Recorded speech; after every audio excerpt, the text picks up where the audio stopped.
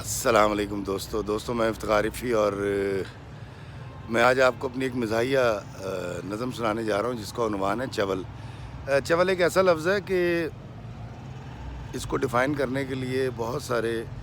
چہرے آپ کے سامنے آ جاتے ہیں، بہت ساری عادات آپ کے سامنے آ جاتی ہیں، لیکن یہ ایسا ہمہ جہت لفظ ہے کہ آپ چول کی خصوصیات گنوا نہیں سکتے، شاید اس کو گن نہیں سکتے۔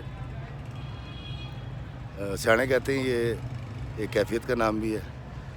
تو میرا تازہ کلام آپ کی نظر کے دوشیزہ کے منہ سے گالی اچھی لگتی ہے، لڑکی ہو پاویں ہو کالی اچھی لگتی ہے،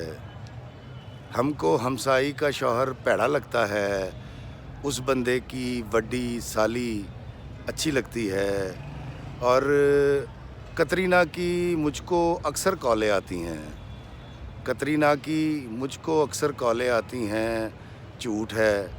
پر یہ خام خیالی اچھی لگتی ہے، اور تیز ترار پٹاخہ کڑیاں چنگی ہوتی ہیں،